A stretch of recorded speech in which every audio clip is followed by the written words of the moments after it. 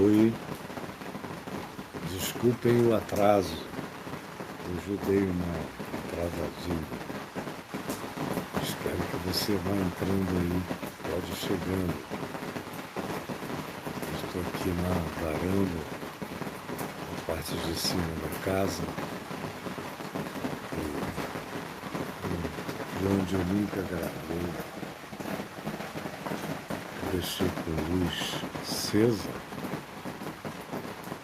por causa do fato de que eu queria mostrar. Estou falando com você aqui de cima, desse lugar diferente.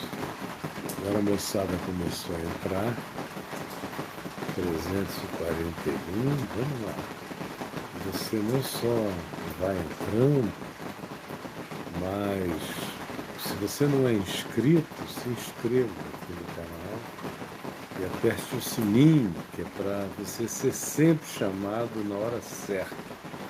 Na hora que eu clico aqui, transmitir ao vivo, aí dispara para vocês todos que clicam no sininho. E aqui a gente tem 530 e tantos mil inscritos. Quanto mais você chega aqui, veja se você não é inscrito, se estiver vermelho aí, clique em inscrever-se. E aí aparece o sino e clique e peça para ser avisado de todas as vezes que eu esteja falando. Tá bom? Então, vamos lá, minha gente querida. Temos 583, é pouca gente. Vá curtindo, vá mandando o seu carinho. E aí tem uma coisa importante. Hoje, se a gente não tiver nenhuma queda, porque a internet está super saturada. Então, como nunca esteve, é óbvio, todo mundo em casa, sem poder sair, e aí é por aqui que a gente esparrama a nossa necessidade relacional, desejo de ouvir, de participar, de dizer sim, não, eu estou aqui porque até quando? Eu não creio muito, mas estou me comportando, enfim, tem todo tipo de reação. E eu tenho falado muito sobre essa quarentena. Eu comecei as lives aqui quando o Papo de Graça teve que ser parado, e a VNGTV também. Tive que dispensar todo o pessoal que vinha todos os dias aqui para trabalhar, para gravar, para editar, muita coisa. E os que podem estão todos trabalhando em casa. De modo que foi dali em diante, do dia 15, domingo, dia 15, quando eu fiz aniversário,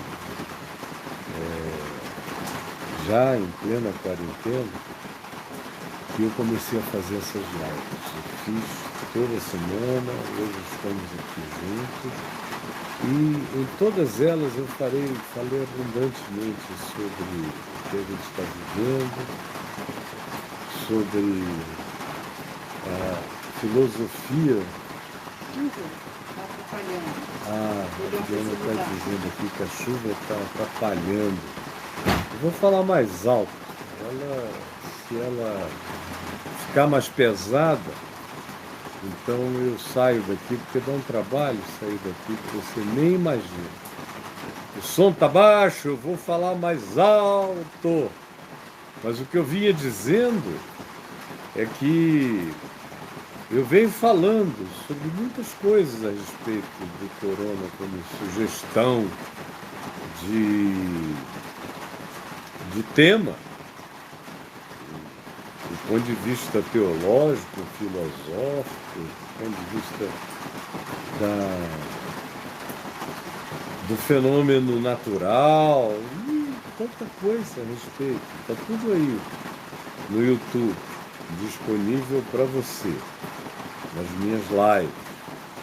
Agora, hoje eu quero falar, tomando o que está acontecendo como metáfora, uma metáfora para ajudar a gente a entender melhor do que nunca a palavra, que hoje é aqui em Apocalipse, no livro do Apocalipse, capítulo 9.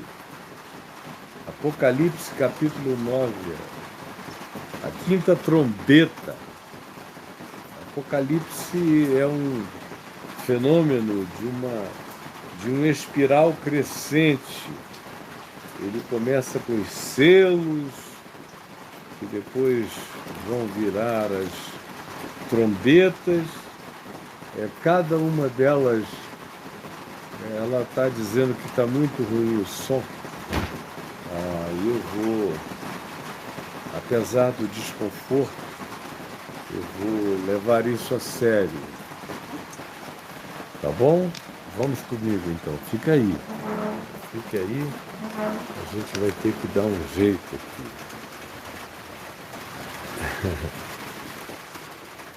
Você tá aí? Olha eu aqui. Aqui já está bem melhor. Bem melhor o som.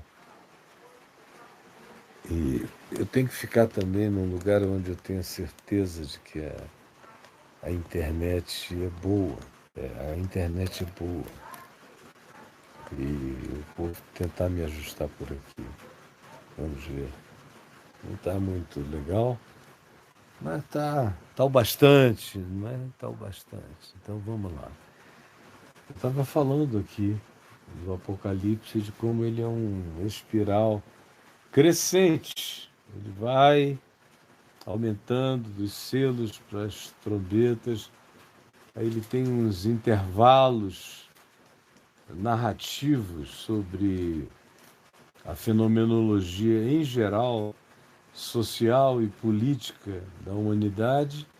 Aí ele entra nas vozes que começam de novo a repetir com alguns paralelismos às coisas ditas nos selos e nas trombetas.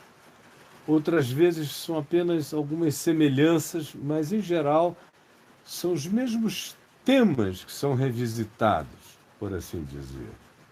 Aí você vem, depois disso, quando você termina essas vozes que são concluídas nos flagelos, e os flagelos começam a vir, é um outro espiral que vai sendo incluído primeiro e assim por diante. Todos eles reincidem sobre os temas dos anteriores, com raríssimas exceções. Aí, logo depois disso, vem uma nova descrição fenomenológica, do ponto de vista social e político, do capítulo 17 em diante. Tem o anúncio da grande Babilônia, desse conglomerado, é um conglomerado humano de extrema riqueza e arrogância, como é que ele existe e quais são as suas descrições mais importantes. Aí você muda às vezes de dimensão também no Apocalipse, vai para um andar superior, para um mundo paralelo à história visível, aonde determinados fenômenos de natureza espiritual, nessas dimensões invisíveis, acontecem, e aí, então, Cristo volta. E são revelados todos esses entes históricos, como a besta, o significado dela, o falso profeta, que é a outra besta, que não existe sem a primeira, o estado maior de coisas do ponto de vista econômico, da sociedade em si, com o seu Estado constituído, não consegue existir e subsistir sem a influência da religião, e há um processo de retroalimentação. E aí se diz aqui adiante que, encerrada a situação, com Satanás preso, Jesus voltando, todavia ainda há reincidências. Reincidências, volta de novo, para que no fim desse processo, então, haja uma conclusão e sejamos introduzidos em novo céu e nova terra, onde habita a justiça. Só que, hoje, eu quero falar sobre a quinta trombeta, aqui no Apocalipse, no capítulo 9. Porque essa quinta trombeta, eu não estou, que foi? Fica de frente, você está de lado, pessoal. Tá. Aqui no Apocalipse, essa quinta trombeta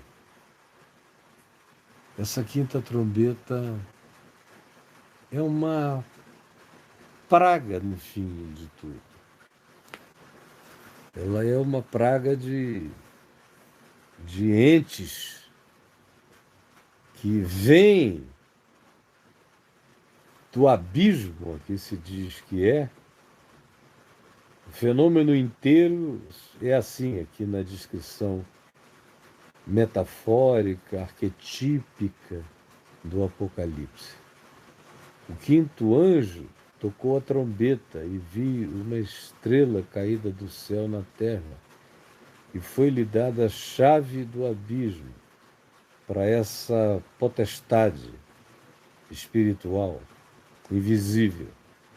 Foi-lhe dada a chave do abismo. Ele, e aí de estrela já há uma manifestação de pessoalidade, ele, estrela caída do céu, portanto, ele de uma outra dimensão, penetrado entre nós, abriu o poço desse abismo, que será um abismo existencial, um abismo de angústia, um abismo de agonia. Abriu as comportas do abismo e subiu fumaça do poço como fumaça de grande fornalha. E com a fumaceira saída do poço escureceu-se o ar.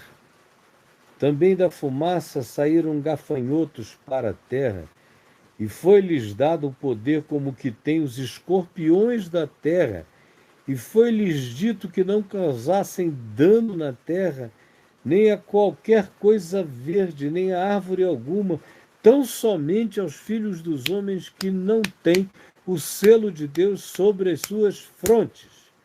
Foi-lhes também dado não que os matassem, e sim que os atormentassem durante 5 meses. E o seu tormento era como o tormento de escorpião quando fere alguém, só que na dimensão da alma. Naqueles dias, os homens buscarão a morte e não a acharão. Também terão ardente desejo de morrer, mas a morte foge deles.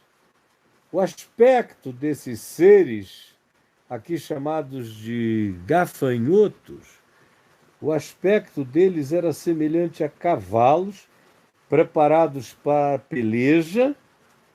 Tem uma sofreguidão de ameaça de guerra, de expectativa de conflito. Nas suas cabeças havia como que coroas parecendo de ouro, coronas de ouro, que aqui representa toda a avidez toda a ganância de poder, e os seus rostos eram como rostos de homem, que representa a inteligência, a habilidade, os sapiens. Tinham também cabelos como cabelos de mulheres, que trazem todo o sentido da sensorialidade carregada de sensualidade e sedução. Os seus dentes eram como dentes de leões, porque são tempos de despedaçamentos.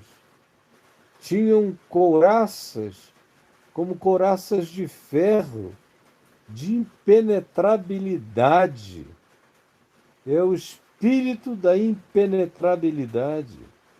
O barulho que as suas asas faziam era como o barulho de carros. Carros, carros, carros. Era barulho de peleja, era barulho de guerra, era barulho de angústia, de pânico, de confronto. Eu já estou terminando. E diz assim: e tinham sobre eles como seu anjo, o anjo do abismo, cujo nome era em hebraico Abaddon e em grego Apolion. O primeiro ai passou. Eis que depois dessas coisas vem ainda os ais. Nós estamos aqui diante de uma peste e descrita no Apocalipse com essa linguagem arquetípica que eu li aqui para você, de lado. Você está me ouvindo bem. E é uma praga que tem como finalidade, durante um período, ela tem prazo, é uma praga com prazo para acabar, e que provoca, como manifestação de sintoma, uma angústia desesperadora no ser, no coração. Angústia, angústia, angústia. Não é falta de ar, ela não atacará e nem ataca os pulmões, ela ataca a alma, ela ataca o espírito. É descrito como um escorpião que tem a picada que faz ter vontade de morrer.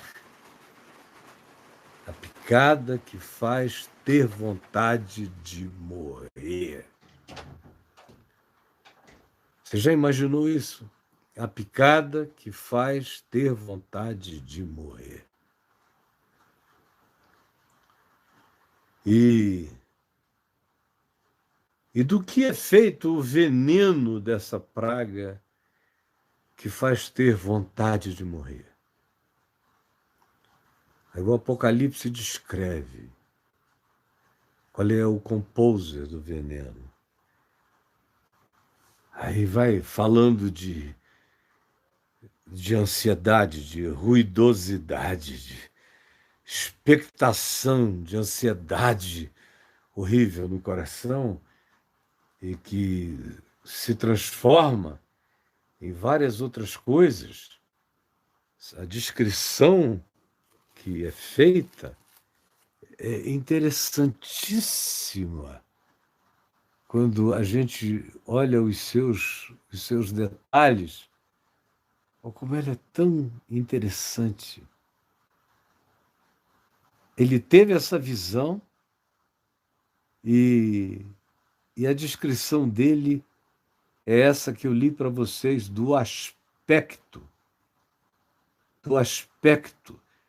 dos seres desta praga, que para ele são como gafanhotos. Eles eram semelhantes a cavalos preparados para peleja.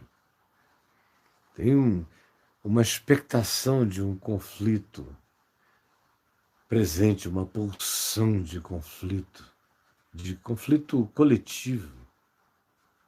As cabeças era a angústia do poder das riquezas, do ouro, da acumulação e do que ela produz. A inteligência, a funcionalidade. No meio disso tudo, há rostos de homens, há muita sensualidade, há muito arrancar de pedaços, como fazem os leões. É muita angústia do ferro, das couraças de ferro se batendo, do choque, desse enlatamento da existência,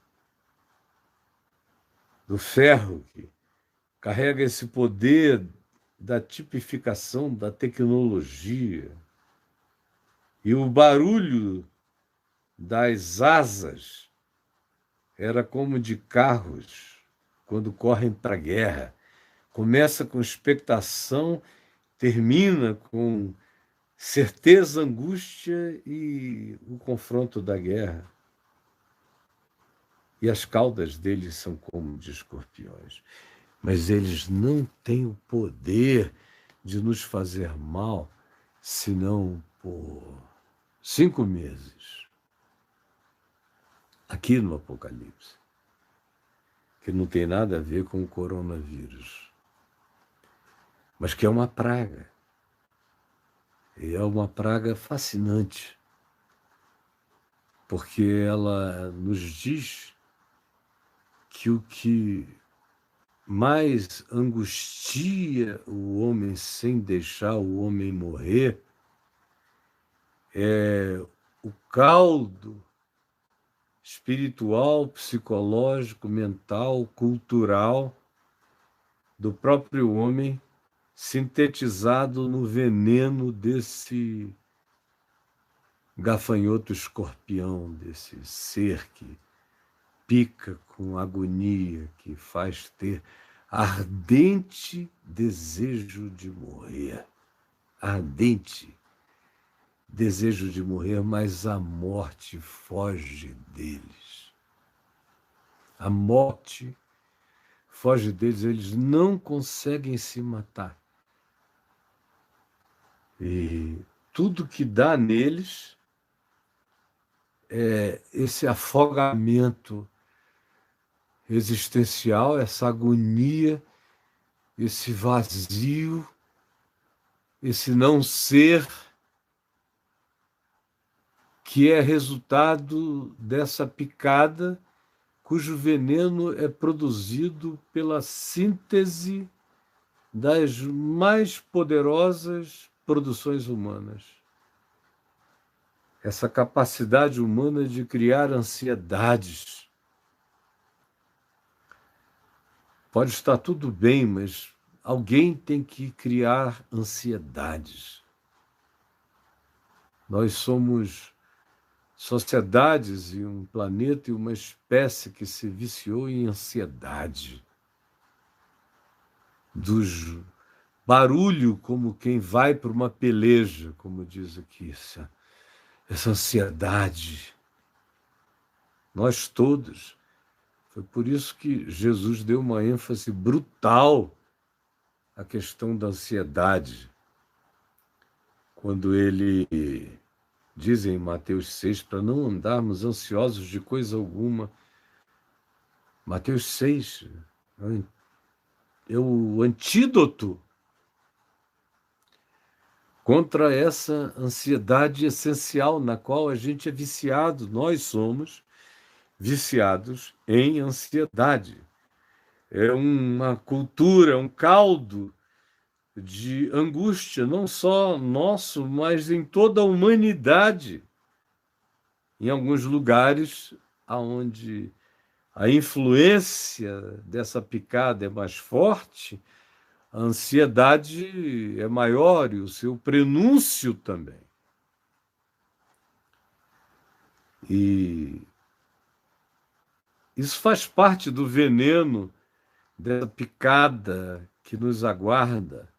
A gente já vai sofrendo dela aqui e ali, mas ela virá num volume tão aterrador, uma corona de angústia existencial tão poderosa, que nada do que a gente experimentou até hoje vai se parecer com isso aqui. Nada. E o composer é esse. Cada coisa da humanidade vai sendo aqui apresentada, cada uma delas. Essa ansiedade, essa ganância, ou essa angústia de ter a inteligência dedicada a essa sofreguidão, que é uma coisa horrorosa, a sensualidade. Tem gente que mesmo no meio dessa agonia não está pensando em outra coisa, senão no que está perdendo, e gente cujos pedaços estão sendo arrancados pelas bucanhadas dos leões invisíveis na alma, gente que também está ficando encouraçada, blindada, à semelhança desse vírus que tem como ataque essa impenetrabilidade nele, essa invencibilidade dele. E a gente entra, às vezes, nesses encouraçamentos que só estão neles porque derivaram de nós. Aí vem toda essa angústia, a barulheira, a ênfase é em barulho, barulho, barulho, barulho. E cavalos, que também a ênfase é em barulho. Correndo, como antigamente, agora seria todo esse aparato de angústia de guerra. E os líderes disso são Abaddon e Apolion, que significa destruidor, destruição. Então você veja que a grande manifestação da angústia humana, que a gente em geração alguma ainda conheceu, a gente ainda está lidando com um ente invisível aos nossos olhos, mas visível diante da nossa tecnologia. Esse Covid-19. E ele vai passar, a gente tem que ter paciência, prosseguir, fazer a nossa parte, se quarentenar, como eu que estou aqui, em vigência de quarentena que vai durar ainda muito tempo. Muito tempo nós estamos preparados para essa possibilidade. Eu faço parte de um grupo de risco em relação ao Covid-19, e pela idade, por duas comorbidades, eu preciso me prevenir com todas as implicações da prevenção. Mas isso passa. Isso passa. Vai passar. Graças a Deus, a dor que ele provoca, na maior parte dos que são tocados por ele, é muito pequena. Só os casos mais graves é que sofrem agonias horríveis. No entanto, ele vai passar.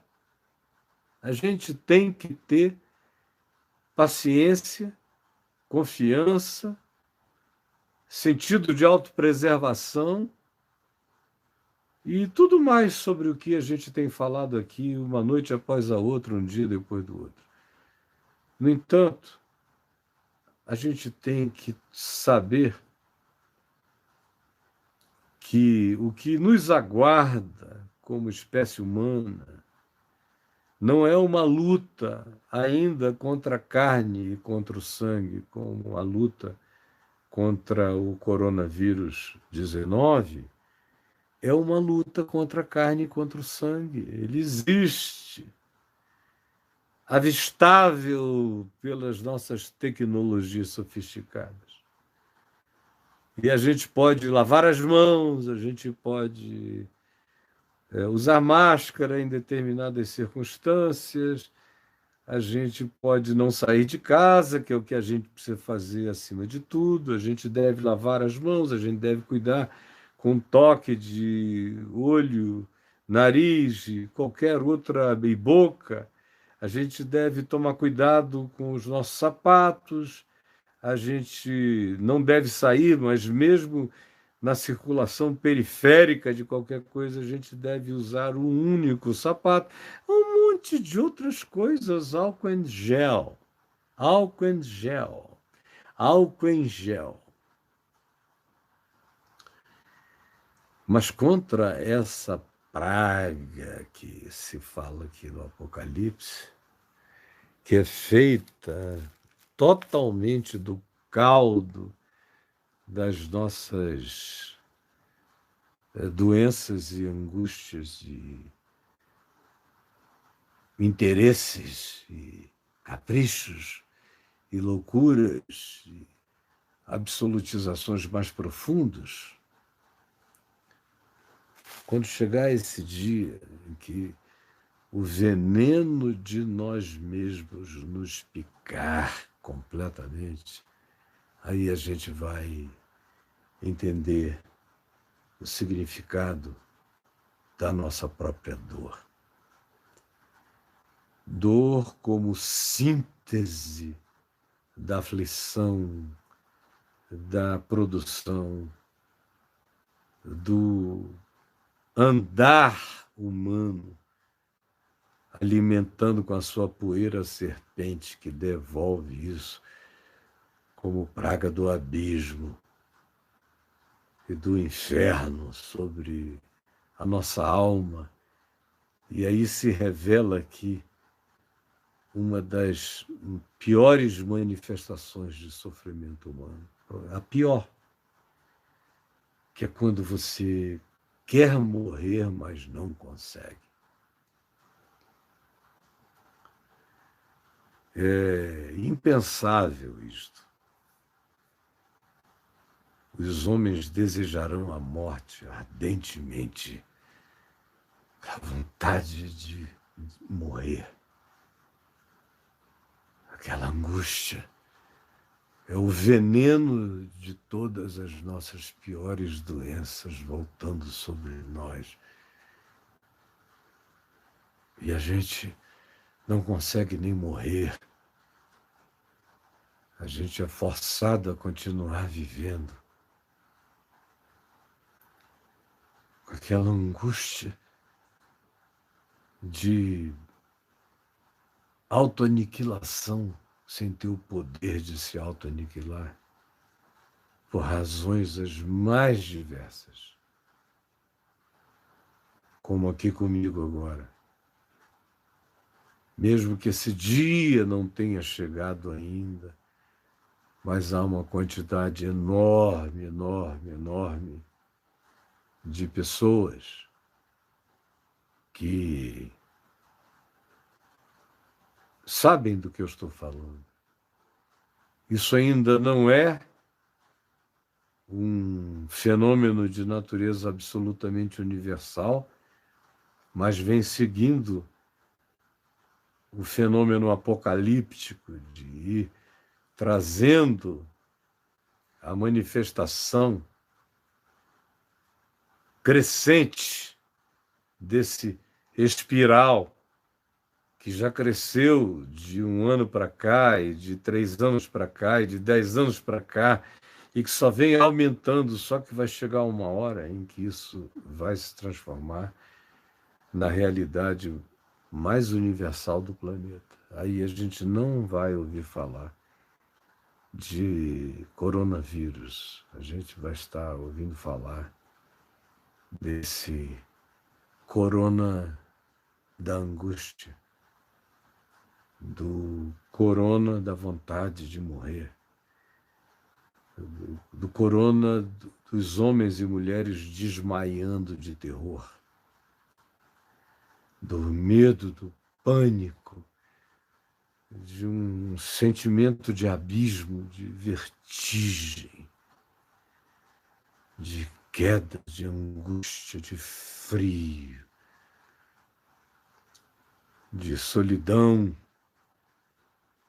de uma ansiedade sem evasão, de acumulação de nós em nós mesmos de maneira insuportável, picados pela nossa própria produção humana. E aí o texto aqui de Apocalipse diz que nesse caso, e tão somente em casos assim, quando a luta não é contra a carne, nem contra sangue, nem contra uma criatura como o coronavírus, mas sim contra principados e potestades, contra a acumulação do inconsciente coletivo transformado nas regiões, dimensões paralelas, espirituais, em algo que retorna como um dilúvio arrombante no inconsciente coletivo humano e que vai visitar toda a humanidade com uma ardente vontade de morrer, que felizmente tem data para terminar, porque senão ninguém suportaria a angústia de existir. Nesse dia, e nesse caso, se diz que somente aqueles que tiverem o selo do Cordeiro nas frontes, os que tiverem essa marca da esperança concentrada exclusivamente para Jesus, para o Cristo, para a ressurreição, para a certeza da glória, para a consciência e experiência fatorizada da ressurreição como emulação de esperança em fé, todo dia no coração, para esses que renovam a sua existência como a da águia, olhando firme e atentamente para Jesus, o autor e o consumador da nossa fé, para esses que, deixando as coisas que para trás ficam, prosseguem para o alvo, para esses em cujo coração a esperança os santifica, como diz João, e todo aquele que nele tem essa esperança se santifica a si mesmo. Esses, que Paulo diz, que são os que têm o penhor da esperança, o selo, a aliança dessa convicção